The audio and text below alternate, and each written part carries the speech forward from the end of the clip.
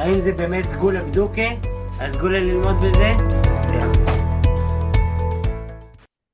Erev Tov, good evening, Dobro Vietcher. We are in the Zera Shimshon on Parshas Chukas. We're going to do Os Zion, section 7. This section is quite lengthy, so we're going to divide it up into parts. Tonight we'll do part 1, and then God willing, and at future dates, we'll do part 2 and probably part 3. It'll take three sessions probably to do the whole piece, God willing. But before we begin, we're going to take a look at a pasuk from our Parsha Chukas and from a pasuk, going back to Parshas Bishalach and Sefer Shmos. Let's take a look at our pasuk. This is Perek Chaf, pasuk Ches. Kach es hamate. Hashem tells Moshe, take the staff. V'hakel es ha'eda, and gather the people. Ata v'aharon achicha, you and Aharon your brother. V'dibartem el hasela le'einehem, and you should speak to the rock in front of their eyes. V'nosan meimav, and it will give its waters. V'hotzeisa lahem mayim min hasela, and you will bring out water from the rock. V'hishkisa es ha'eda ve'es be'iram, and you will give water to the people and to their cattle, to their animals. So that's our pasuk in Parshas Chukas. If we look back in Parshas Bishalach, this is Shmos Perek Yud Zayin, pasuk Vav. We see that the people are complaining because they are thirsty and they say they don't have water to drink. And Hashem tells Moshe again to take his staff. And pasuk Vav says, "Hineni omed lefanecha sham al hatzor bechorev." Behold, I will be standing before you there on the rock in Chorev. V'hikisa vatzor, and you will strike the rock. V'yotzu mimenu mayim, and water will come out. V'shasa ha'am, and the people will drink. Vayas kain Moshe le'enei ziknei Yisrael, and Moshe did so in front of the elders of Israel. So we see that back in Shmos, Hashem told Moshe to strike the rock. And here in our Parsha Chukas, Hashem told Moshe, V'dibartem el hasela, speak to the rock. Let's get right into Os Zion, section 7. Medrash Yalkut, the Medrash in Yalkut Shimoni quotes a phrase from our pasuk, V'dibartem el hasela, and you should speak to the rock. Omar lo, Hashem said to Moshe, Kishehana'ar kotan, when a boy is small, Rabo make oso umalamdo, his Rebbe strikes him and teaches him. Meaning, if the boy needs some discipline, some instruction, some motivation, the Rebbe might wrap him on the fingers with the ruler, with the stick. Kivan shehigdil, once the boy gets older, B'dibor hu miyasra, with words the Rebbe instructs him and disciplines him. Kach Omar HaKadosh Baruch Hu LeMoshe, so too Hashem said to Moshe, Kishahoya hasela hazeh katan, when this rock was small or young, hikisa oso, you struck it, shehikisa batzor, as it said back in Shmos, strike the rock. Aval achshav, but now v'dibartem el hasela. Now I'm telling you to speak to the rock. Shnei alav perek echad. Learn a chapter of Mishnah over this rock. V'humotzi mayim min hasela, and it will bring water, and you will be able to bring water. Or the learning of the Mishnah will be able to bring water from the rock. Ad kan lishono, until here is a quote from the Medrash Yalkut Shimoni, an amazing and very unusual piece of the Medrash. Uchvar tamhu olam b'medrash zeh. Zera Shimshon comments, and the world has already expressed bewilderment over this medrash. Now, let's pause for a moment to understand this bewilderment that the world feels about this medrash, because it's not just one thing, it's two things. Number one, the idea that Hashem would say to Moshe, when the rock was young, I told you to hit it, back in Shmos Parshas Beshalach, but now that the rock is older and more mature, I'm telling you to speak to it, just like the Rebbe might use a little physicality with his young students, but then when they're older, he disciplines them through speech. That in itself is a very strange and amazing statement, and enough to bewilder us. But then the idea that when the Medrash gives us that when Hashem said, "Speak to the rock" in our parsha, he didn't just mean ask it to give its water or command it to give its water. He meant to learn some Torah, some Mishnah over the rock while standing next to the rock, presumably, and that would help bring out the water. Is really quite bewildering and surprising and unusual. So both of those questions, or both of those points, have us bewildered about this medrash in the Yalkut Shimoni. And this piece, among many other things, as we'll see in a moment, is going to circle around back later on and unfortunately past the part that we're going to do and come back to those two questions. But in the meantime, the Zera Shimshon wants to discuss some other related ideas. Next paragraph. Ve'od hikshu ha'meforshim al shiras ha'be'er. And the commentators also ask on the section in the Torah, which is, you'll see in the parentheses, Bamidbar Chaf Aleph Yud Ches, where it talks about the song of the well. And it says, the Zera Shimshon quotes from some of the psukim, Umi midbar matana, and from the wilderness is a gift. So Chazal stayed on that. Im osa adam atzmo kemidbar. If a person makes himself like a midbar, like a wilderness, Torah nitna lo b'matana. The Torah will be given to him as a gift. That is often explained to mean if a person humbles himself like a wilderness. In a wilderness, you don't have big, beautiful, built-up homes and big cities or even towns. This is the wilderness. There's nothing there. It's plain. It's simple. If a person makes himself plain, simple, humble, then the Torah will be given to him as a gift. V'al hapasuk es vohaiv basufa, and on another phrase there in that section where it says, and that which is given in the reeds, sufa, like Yam Suf, Shnei Talmidei Chachamim. This is an allusion to two Torah scholars, Hamefalpelim Zeh im Zeh, who are discussing and even arguing about Torah with each other. Lo zozu misham, they won't leave that spot ad shenasu ohavim zeh lazeh, until they will become good friends, until they will love each other. So if two Torah scholars are arguing and even fighting over the correct interpretation of a passage in the Torah, they will ultimately come to respect and have great affection for each other.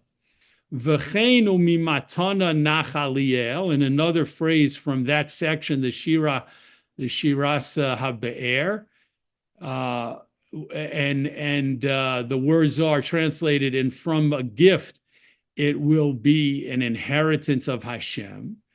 The Chazal comment, Kevon shenitne lo haTorah b'matana, once the Torah is given to an individual as a gift, nechalo el, then Hashem will inherit, Hashem will acquire that person. So in all these references, Chazal teach us in different statements from the Gemara that what's being alluded to when it seems to be talking about water and the gift of water and this well that gave water to the Jewish people, it's actually talking about Torah. Dima inyan haTorah im habe'er. The Gemara asks, what is the connection between Torah and Torah study and the well that gave the Jewish people water? V'sertzu, and the Chazal answered, Lefisha haTorah nimshala l'mayim, because Torah is compared to water, v'chule, etc. V'ha'arichu bazeh, and they spoke about this at great length. V'ayin, and you should see ba'alshich, and you should look at the commentator called Alshich, Sheperesh, who explains, we're top of the column on the left now, Shahalechem hu moshel laTorah shebichsav, bread is compared to the written Torah, vehamayim l'Torah shebal peh, and water is compared to the oral law, to the oral explanation that Hashem gave to Moshe originally, and that was passed down and is encapsulated in our Mishnah and Gemara, what we call today Torah Shebal Peh, even though it's written down. So the Zera Shimshon says, we see from Chazal, several places in Chazal about Torah being compared to water. And then if we look at the Alshich, the Torah takes it a step further and says, in fact, the Torah is compared to bread, but that's a reference to Torah shebichsav, the written Torah, and the comparison of Torah to water refers to the Torah shebal peh. Next paragraph.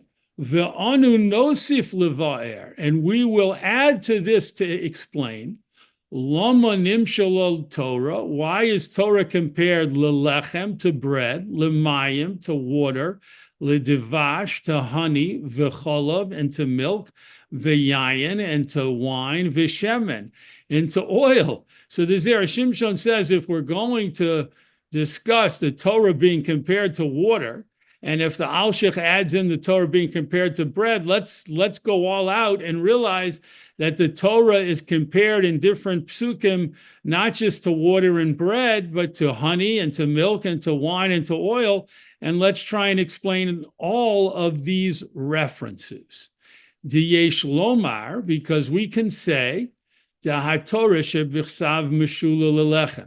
fact that the written Torah is compared to bread, shehu ikar hamazon. Bread is the primary type of food that we can eat, that people eat. Certainly back, it's less so today, but certainly back in the time of the Torah, we see it, and the time of Chazal, we see it. A meal always involved bread. The serving bread is what made something into a meal. And then you would serve different dishes that would go with the bread, and you would serve drinks to go with the bread and the dishes that you serve. But the bread was the ikar hamazon, the primary type of nourishment and the source of nourishment and meals. V'chein haTorah shebichsav hi ikar haTorah.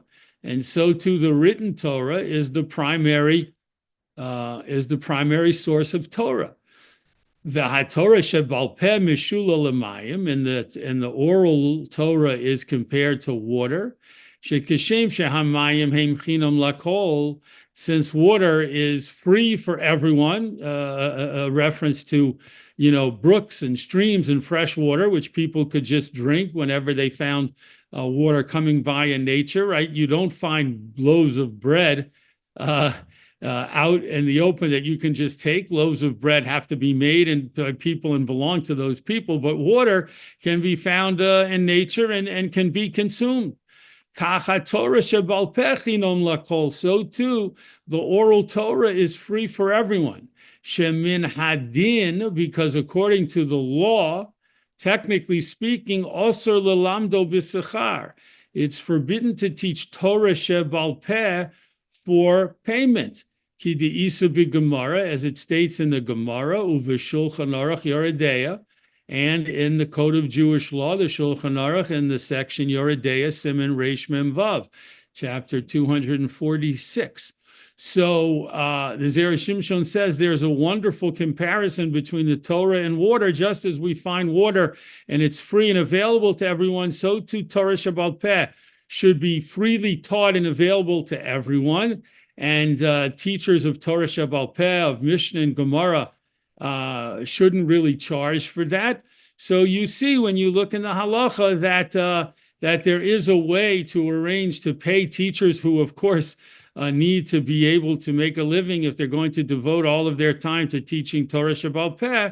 There's a way to do that, of course, in a halachic manner. Next paragraph.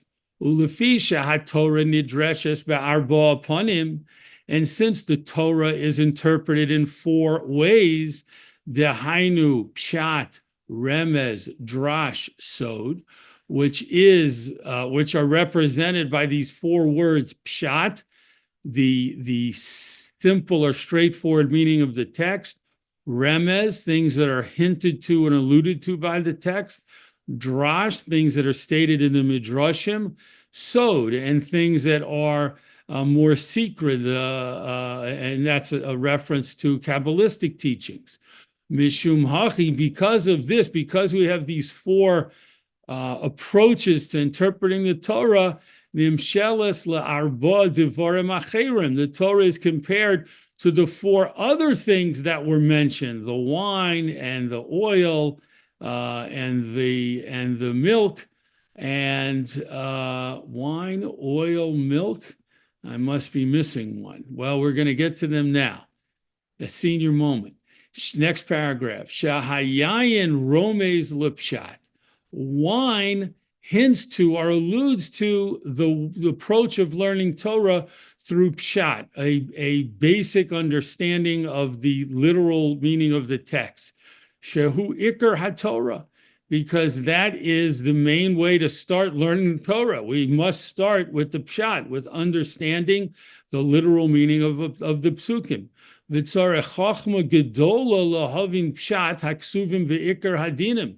And it actually requires great wisdom to understand the literal meaning of the psukim and the main laws that we take out of the psukim. That's not simple by any stretch of the imagination.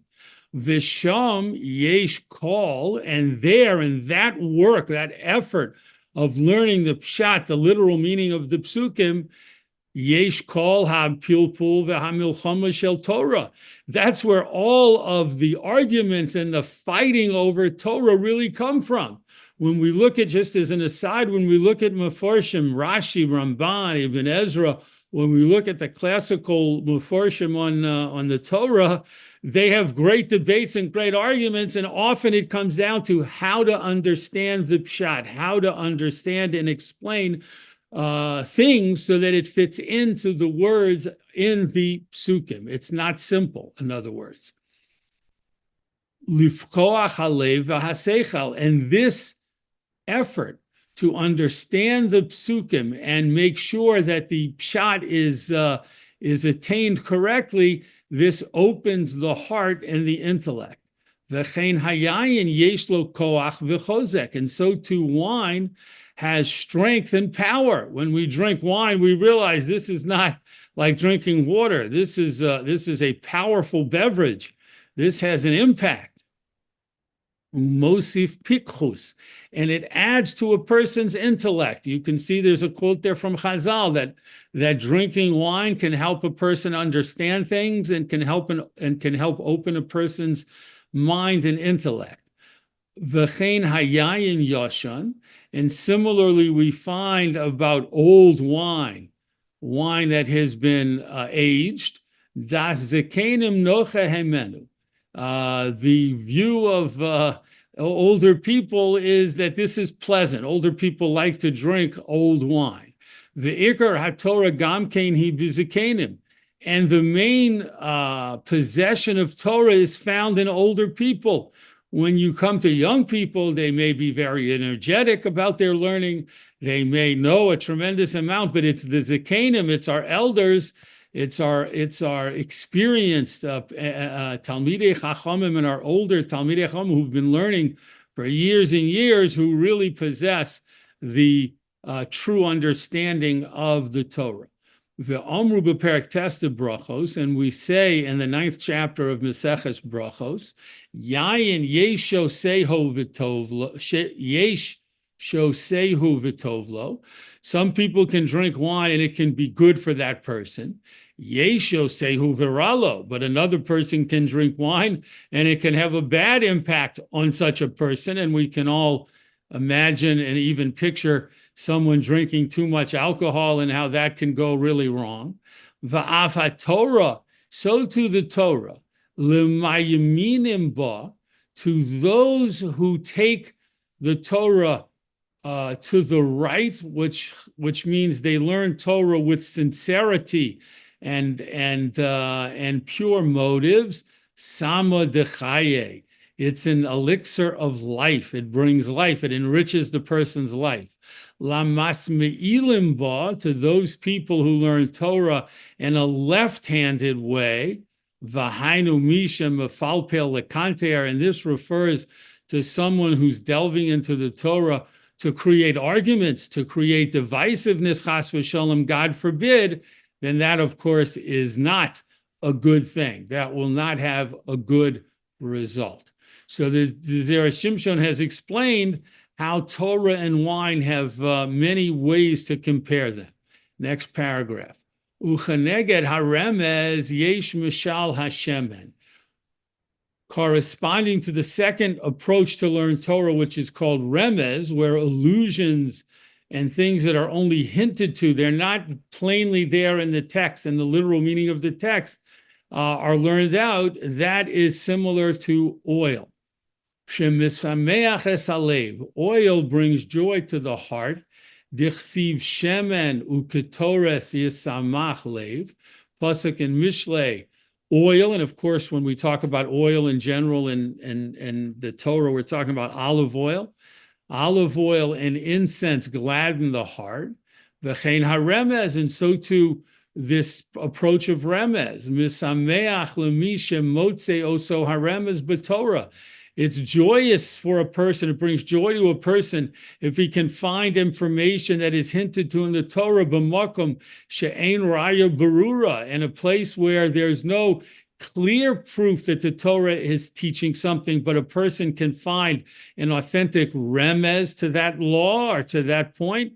Ubazeh ein bo pilkul.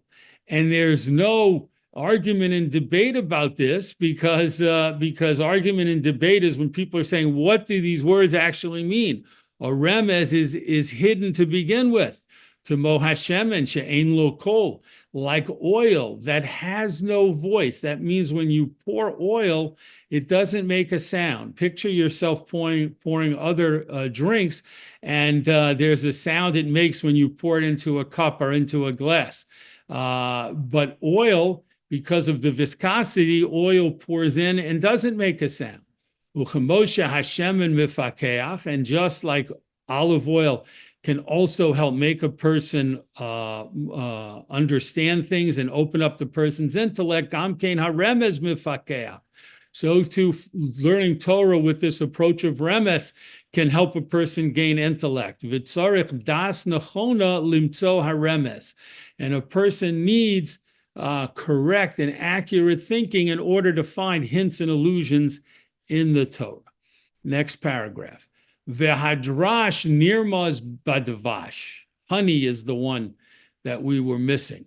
When we study the midrashim and we use that approach to understand the Torah, that is hinted to by or symbolized by honey. And when we talk about honey, we're in the Torah, we're often talking about davash tamarim, honey that comes from dates, shehu masok, which is sweet, v'hakol rotzin acharav, and everyone runs after it. Everybody wants to get to honey. V'hachi nami divrei agadam moshchin libo shel adam, and so too the words of the Agadah, the words of the stories in the midrashim attract a person's heart. Ve'amar akasav, and a pasuk in Mishlei says, divash matzasa, if you have found honey, echol dayeka, Eat just what's enough for you. Don't overdo it. Pen tispa enu vehekeso. Lest you try to satiate yourself with honey, lest you think this honey's so good, I'll eat so much of it that I'll have a meal and I'll be satisfied from all this honey, and that could cause you to vomit. Shemi she'eno lomar, shemi she'eno lomed rak divrei agoda, because a person, this is similar to a person who only studies the words of agoda, of metaphoric learning and allegorical and the stories. If that's all you read, eino motzi levasof nachas ruach mehem, you're not going to be satisfied from that in the end, just like a person who only eats honey will not be satiated as if the person had a meal with other things. So learning through the approach of drash can be very sweet and meaningful, but it can't be the only way that a person studies Torah. Next paragraph. Vehecholov hu remez lasod. And milk is a symbol of the approach of sod, the hidden Kabbalistic aspects of Torah. Shehu masok v'lavan, because milk is sweet, it tastes sweet to us, and it's white. The osin mimenu harbe refuos, and you can make many cures. There's many medicinal cures and many health benefits to drinking milk. V'chein hasod, and so too when you study Torah through this approach of sod, hu besod loven ha'elyon. It is bringing you to the mystery of the upper whiteness.